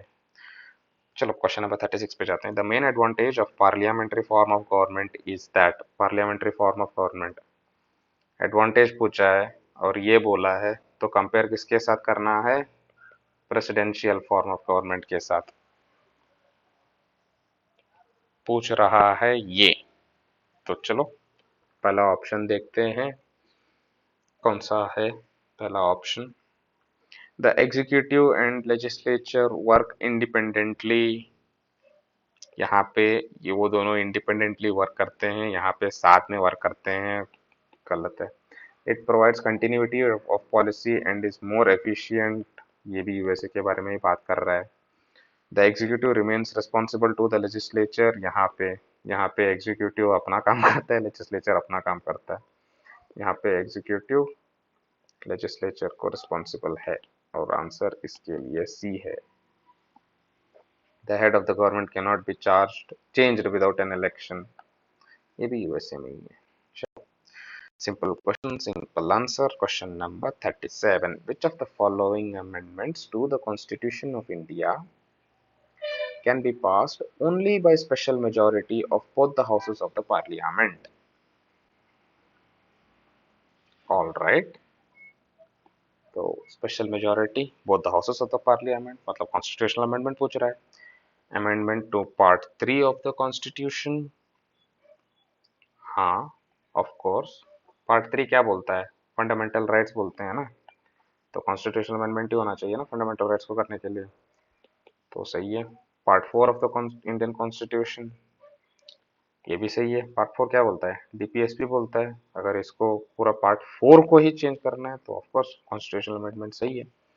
Acquisition and termination of citizenship. Actually citizenship amendment, citizenship ने पार्लियामेंट को पावर दिया है कि आप जो भी करना है करो. तो acquisition and termination of citizenship के लिए कोई सेपरेट सा कॉन्स्टिट्यूशनल अमेंडमेंट करने की जरूरत नहीं है. सिंपल मेजोरिटी से भी काम चला सकते हैं. तो 3 निकाल दो. 3 निकाल दो. 1 और 2 सही है. तो चौथा देते हैं. Elections to parliament and state legislature, इसके लिए क्यों कॉन्स्टिट्यूशनल अमेंडमेंट? यार ये तो पूरा गलत है. तो बचे आंसर 1. तो चलो let's go to question number 38. Consider the following statements with reference to the differences between constitutional amendment procedure in India and the constitutional amendment procedure in the United States of America. थोड़ा sir ये मतलब लिखा लेने वाली है क्योंकि हम आपको एक कॉन्सेप्ट पता होगा. इंडिया ना यूएसए और ब्रिटिश के बीच में आता है. यहाँ पे कॉन्स्टिट्यूशन अमीबा के जैसे रहता है. कैसा भी शेप चेंज कर सकता है, कैसा भी उसको मैनिपुलेट कर सकते हैं कॉन्स्टिट्यूशन को. और यहाँ पे सॉलिड रॉक के जैसे होता है कॉन्स्टिट्यूशन. अमेंडमेंट करना बहुत ही मुश्किल है. और हमारा हमारा थोड़ा प्रोसेस लगेगा, लेकिन हम चाहे तो अमेंडमेंट कर भी सकते हैं. ऐसे ऐसे भी नहीं है, इससे भी नहीं है, बीच में है. तो ये कॉन्सेप्ट याद रखना. अगर कुछ नहीं पता है तो ये कॉन्सेप्ट याद रखना, हमारा आंसर आ जाएगा. तो चलो पहले फर्स्ट ऑप्शन देखते हैं क्या है. Unlike in USA, the power to initiate all the amendments of the Constitution in India lie with the Parliament only. हाँ, ये सही है. क्योंकि यूएसए में ना अगर अमेंडमेंट प्रपोज करना है तो वो मतलब स्टेट लेजिस्लेचर का 2/3 मेजोरिटी चाहिए होता है. तो वो तो नहीं मतलब यहाँ पे हम कौन से भी हाउस से इनिशिएट कर सकते हैं और वो भी पार्लियामेंट से ही करना है. All right. सेकेंड ऑप्शन देखते हैं. In USA every constitutional amendment must be ratified bye at least 3/4 of the state legislatures. This is also true. 3/4 बहुत टफ है यार. 3/4 इज ग्रेटर देन 2/3. वैसे समझ लो. ये भी सही है. और third option, unlike in USA there is no provision for special body like constitutional convention in India to amend the constitution. हाँ, कोई स्पेशल कन्वेंशन नहीं है कॉन्स्टिट्यूशन में. यूएस में वो कॉन्स्टिट्यूशन है, मतलब एक सेपरेट कन्वेंशन नहीं है. तो पूरा इंडिया के बारे में बता रहा है ये. अनलाइक अनलाइक छोड़ो, ये इन छोड़ो. अनलाइक अनलाइक इंडिया के बारे में बता दिया ना. तो ये दोनों तो सही हो गए. और ये तो हमें ऑलमोस्ट कहीं तो सुना होगा ना. 3/4 तो 3/4 चाहिए क्योंकि बहुत टफ है. उनके उनके यहाँ पे कुछ मेडिसिन का मतलब मेडिकल इंश्योरेंस का कुछ वैसे किए थे. ओबामा ने 2017 में करेंगे बोल के बोले थे. अभी जाके हो गया वो. 5 साल लग गए. हम 5 साल में यहाँ पे 10 से 15 अमेंडमेंट कर दिए थे. तो चलो ठीक है. All the 3 are correct. Let's go to question number 39. The mind of the makers of the Constitution of India is reflected in which of the following? preamble. Discussion करने की जरूरत नहीं है. 40th option,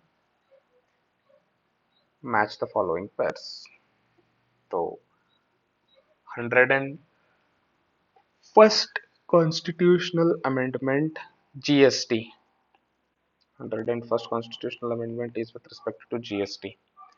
102nd constitutional amendment is with respect to National Commission for Backward Class. उसको constitutional दर्जा दे दिए. और 103rd constitutional amendment is with respect to EWS reservation election के टाइम पे. और 104th कॉन्स्टिट्यूशनल अमेंडमेंट जो है वो लेजिस्लेचर्स को एससी और एसटी फिर से डाल दिए, मतलब फिर से 10 इयर्स इंक्रीज कर दिए. तो हाँ, ऑल द फोर तो मैच कर लो. 101st GST, 102nd NCPC, 103rd EWS, 104th SC ST का फिर से 10 इयर्स तक आगे से पढ़ना. तो चलो let's go to question number 41. क्या बोल रहा है?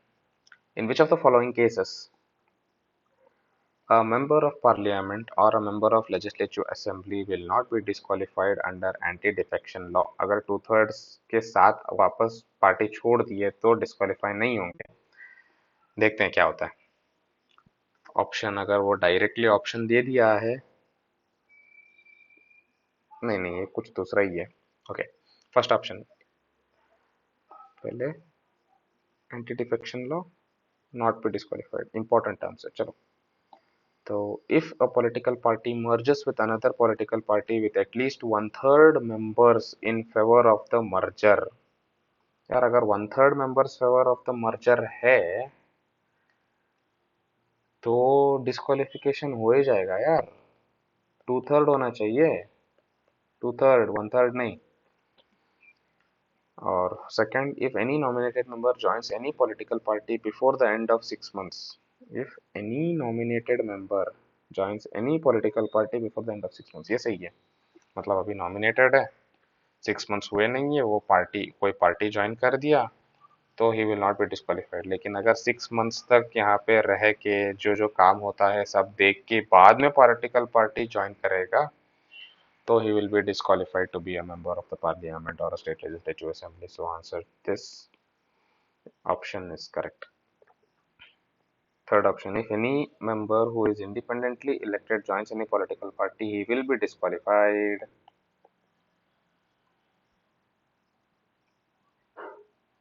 If a member votes or abstains from voting in the house, contrary to any direction, will be disqualified. whip के बारे में बात कर रहे हैं. whip अगर एक बार बोल दिए तो बोल दिए. वो होता है ना, कभी खुशी कभी गम में हम कह दिए तो बस कह दिए, अब फॉलो करना ही. तो हाँ, मजे से ले लो. आंसर इसका 3 है, 2 है, सॉरी 2 है. Coming on to question number 42. One common agreement between Gandhism and Marxism is, ये एक्चुअली क्वेश्चन पूछा भी है, a final goal of a stateless society. Alright, ये क्वेश्चन पूछा भी है. तो गांधीज्म बोलते हैं कि नॉन वायलेंस करना है, ये सब करना है. और मार्क्सिज्म बोलते हैं चाहे तो वायलेंस करो भी करो लेकिन गोल फाइनल यही होना है. ऑलराइट, तो let's C question number 43. With reference to the role of presiding officer of parliamentary house in the implementation of anti-defection law, consider the following statements. क्या बता रहा है?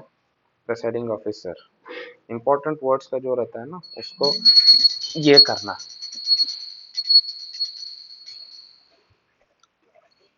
तो parliamentary house implementation of anti defection law.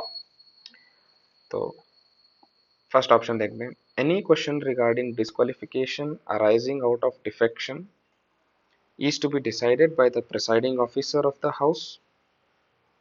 सही है.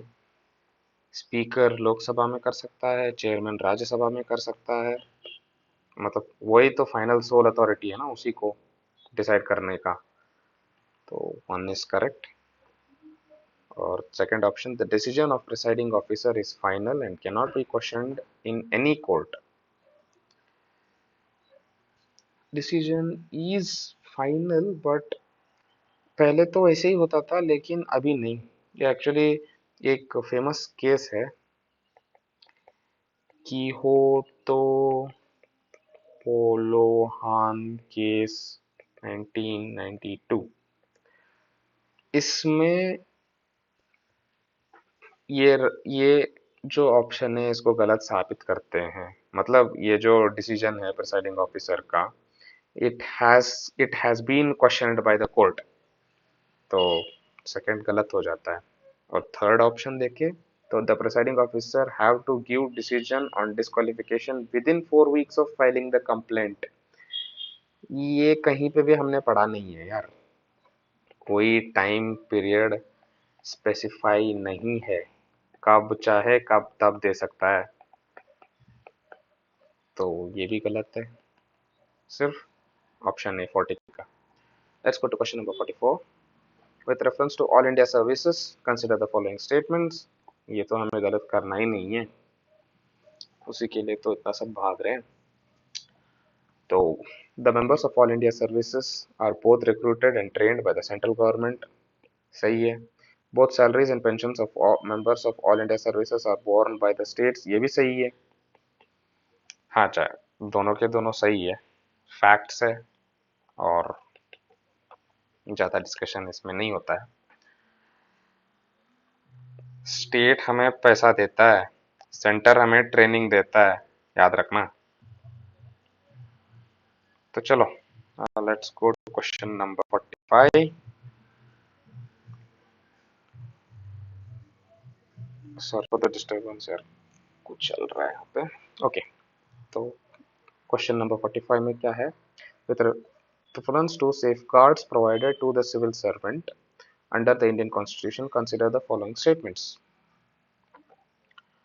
तो a civil servant cannot be dismissed or removed by an authority subordinate to that by which he was appointed. This is actually true. मतलब अगर प्रेसिडेंट ने appoint किया है तो president ही निकालेंगे, और अगर गवर्नर ने अपॉइंट किया है तो भी प्रेसिडेंट ही निकालेंगे। ये रूल्स में है, मानना पड़ेगा। पहला सही है। नेक्स्ट क्वेश्चन को चलते हैं। A civil servant cannot be dismissed or reduced in rank except after an inquiry.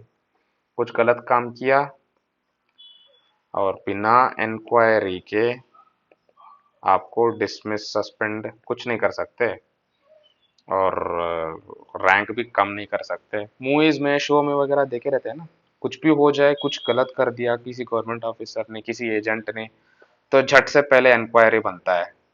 Inquiry बनने के बाद ही उसको सस्पेंड करते हैं, उसके पहले सस्पेंड नहीं करते उस बंदे को। तो याद रख लेना, काम आते हैं। Question number option number 3। Safeguards under Article 311 of the Indian Constitution are also available to the members of the defense services. They are not available to the members of defense services. नहीं, ये जो 311 है, they are only available to civil servants. Defence members services के पास नहीं है वो। तो आंसर इसका 1 और 2 होता है। Let's go to question number 46. With reference to State Public Service Commission, consider the following statements. First option, the chairman and other members of SPSC are appointed and removed by the governor of the state. Appointed, yes. Removed, no.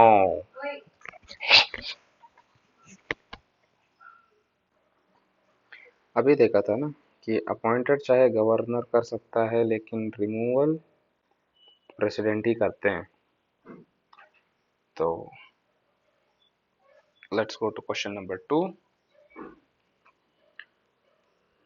Sorry, option number 2। All, फिर से, all the members must have earlier held an office for at least 10 years either under the government of India or of a state. ये actually गलत है। ये actually ये जो members है ना एसपीएससी के, मतलब जो कमीशन बैठता है आपके स्टेट के एसपीएससी, इसका one half of the members जो है, half members of this board, they actually have to have at least 10 years of experience under the government of India or state, not all. And ये भी गलत है, ये भी गलत है। बचेगा तीन। तो third option, the chairman of SPSC is eligible for appointment as the member of UPSC. Of course पहले स्टेट में रहेंगे, फिर बाद में यूपीएससी का चेयरमैन बनेंगे। अपॉइंटमेंट का दायरा भी वैसा ही चलता है। तो हाँ, ये जब यूपीएससी बनते हैं, यूपीएससी के चेयरमैन, तो तब स्टेट का जो भी है सब निकल जाता है, इट सीजेस। ऑलराइट, तो let's go to question number 47। with reference to the rights of states and union over sea, rights of states and union over sea, consider the following statements. Union government have exclusive rights on all the minerals within the territorial waters of India. It is actually true. यार international waters, exclusive economic zone वगैरह, वो मतलब international relations जब involve हो जाते हैं तो state का दायरा, स्टेट का जो भी दायरा होता है वो कम हो जाता है। ये प्रिंसिपल याद रखना। तो of course this is true. And littoral states has exclusive right on all the lands within the territorial waters of India. Littoral states has exclusive rights on all the lands within the territorial waters of India.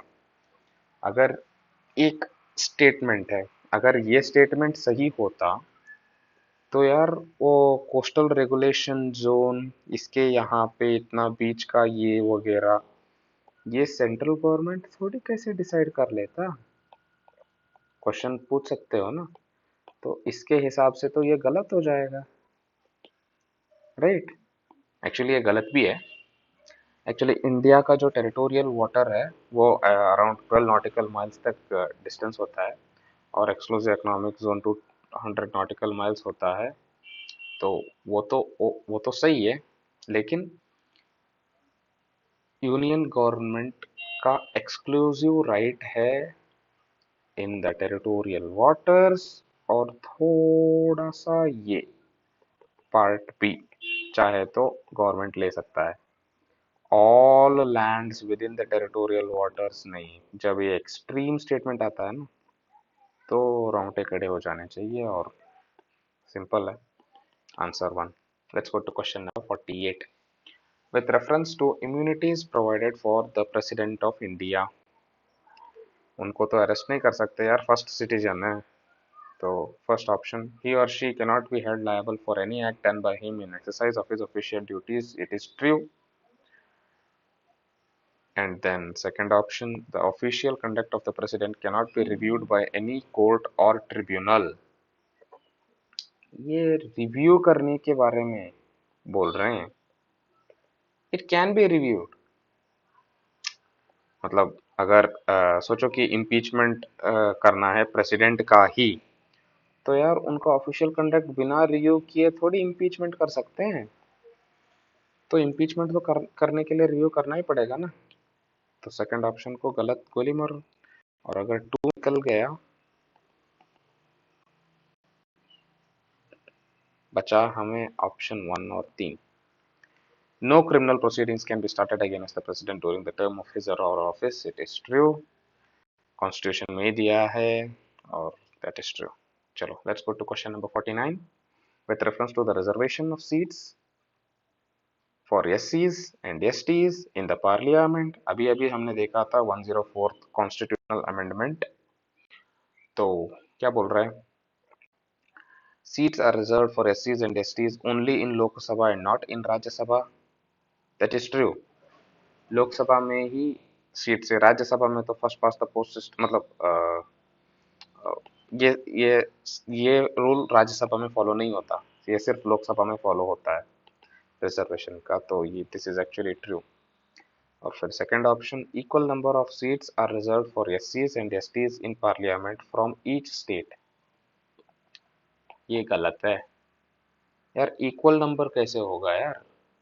दी ये सी और S T, क्या यहाँ पे पूरा equally, मतलब सोचो कि इतने स्टेट्स है, मतलब सोचो 9 स्टेट्स है, यहाँ पे 2 लोग, यहाँ पे 2 लोग, यहाँ पे 2 लोग, यहाँ पे 2 लोग, वैसे थोड़ी है। वैसे नहीं है ना, यहाँ पे 10 लोग है, यहाँ पे एक ही लोग है, यहाँ पे 15 लोग है। तो अगर 15 है तो 15 का प्रोपोर्शन में यहाँ पे ज्यादा लोग आ जाएंगे एस सी एस टी से। तो वैसा होता है, ये गलत है। और अगर ये गलत हो गया तो ऑप्शन बचेगा सिर्फ एक। और let's go to the 50th question. Which of the following initiatives are introduced by the government of India for promoting e-governance? E-governance. तो फर्स्ट ऑप्शन ई कोर्ट। हाँ जी, कोविड के टाइम पे of course E court. E district.